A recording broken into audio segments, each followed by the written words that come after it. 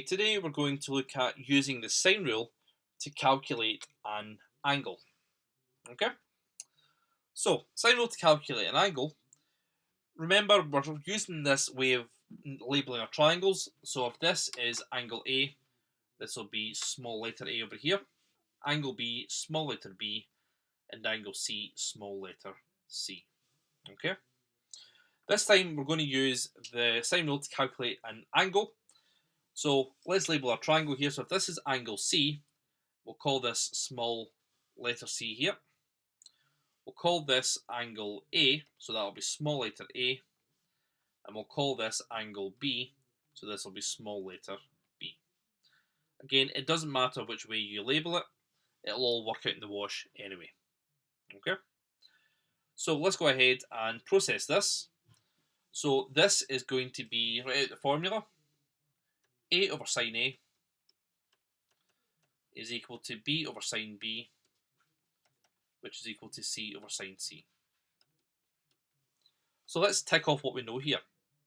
Well, I know what side B is. I know what side C is. I know what angle B is, and I want to work out what angle C is. Remember, this is the situation we want. We want one complete fraction, and then we want one part of the fraction that we want. Okay? So forget about the A's, we don't need that one. So we're just dealing with B over sine B is equal to C over sine C. Okay? So let's go ahead and start to process this. Now, there's two ways that we can do this. We can either just go ahead and plug the numbers straight in and then manipulate it from here, or we could turn the fraction upside down and then put the numbers in. It's entirely up to you how you want to do this. Let's go for turning the fraction upside down, and then we'll put the numbers in. Okay?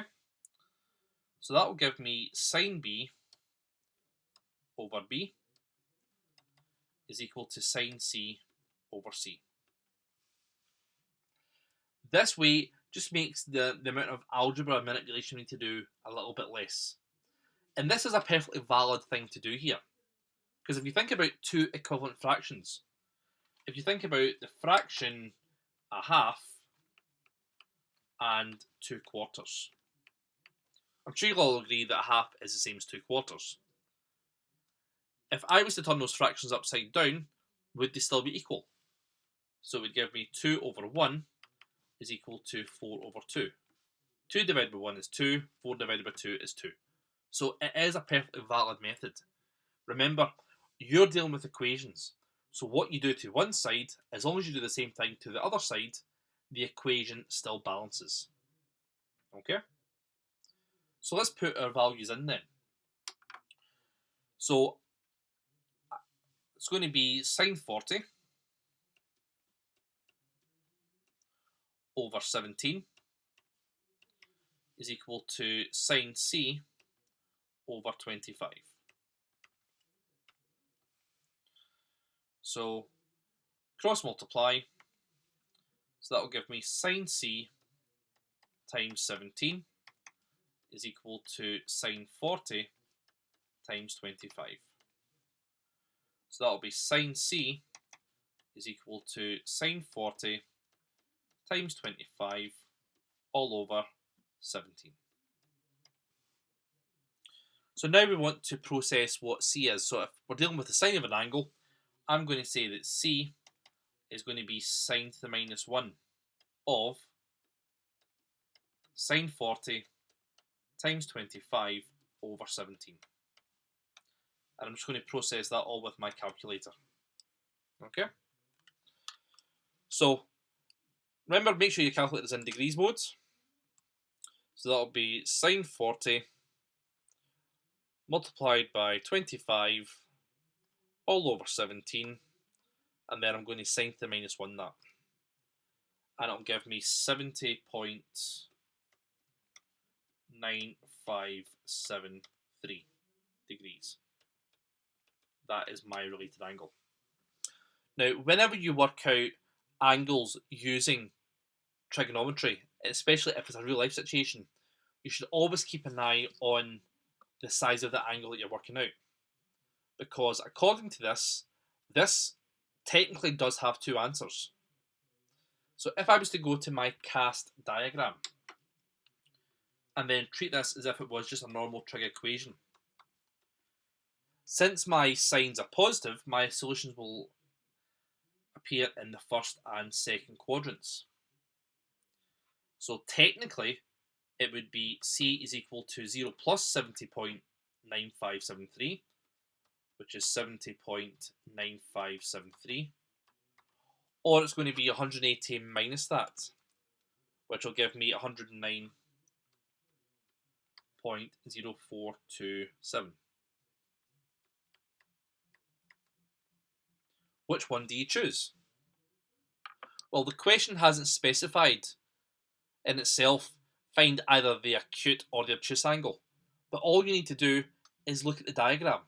Look at the size of angle C. Angle C, even though the diagrams are not always drawn 100% to scale, the diagrams are your main source of information.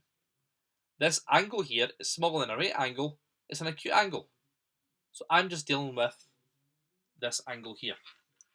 So I can just forget about this angle we have here. Don't even show that to the examiner, but always have it in the back of your head. So I can say here that C is approximately equal to 70.96 degrees. And that's to 2 decimal places. It is quite rare for them to ask you to work out an obtuse angle, okay? So, but it's just something to always be mindful of. Even though this is a perfectly valid answer, if we were solving the trig equation, looking at the question, you have to realise, well, what one does it want us to find? It wants us to find this angle here. It looks less than 90, so that has to be the one we use. Okay? Next bit here, I want to find the size of the angle which is labelled D. Right, so let's go ahead and label our triangle first. So this time, if this is going to be angle D, we'll call this small side D. Doesn't matter what we call, we could use A and B, let's just use E and F, the next two letters of the alphabet. So I'll call this angle E, so that'll be small letter E. That'll be angle F, so this will be small letter F. Okay? Now, I always do think, write down the formula you're given, so that you're showing your examiner, well, you know which one to use.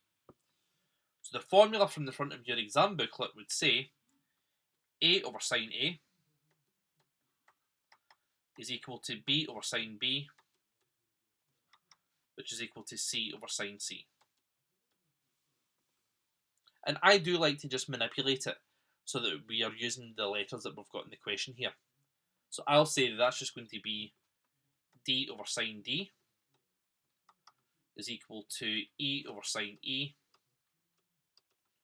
which is equal to F over sine F. Okay? You don't have to do that, because you might just be absolutely fine with subbing in the numbers because you want to get that full fraction and then half of the fraction you want. But if you're not too sure about doing that, use this as a wee middle line. So then let's tick off what we know. Well, I know what side E is and what side D is. I know what angle E is, and my question's asking me to work out sine D. So I can go ahead and use that. Okay? Forget about the F's, we don't need that. So I have D over sine D is equal to E over sine E. So that will be 85 over sine D is equal to 78 over sine 53. Since the variable that we want is on the bottom, let's just go ahead and flip this upside down. So that'll be sine D over 85 is equal to sine 53 over 78. And then cross multiply. So that'll be sine d times 78 is equal to sine 53 times 85. So sine d is going to be sine 53 times 85 all over 78.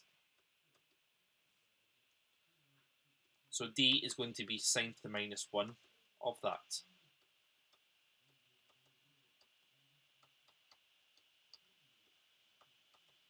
Okay? So all we need to do is just go ahead and process this. So sine 53 multiplied by 85 divided by 78. Then I'm going to sine to the minus 1 that. So I get 60.494444241 degrees. And that is my related angle. Now, always pay attention to the question.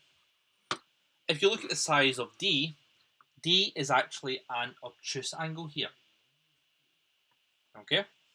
It's an obtuse angle. So what we've got here, because we've done a trig equation, we've ended up with an acute angle. So always keep an eye on your diagram and think, which angle am I going to use? Because I'm now going to have a look at my cast diagram. You're never finished solving a trig equation until you look at the cast diagram. So signs are positive because this is a positive number whenever it says sine d.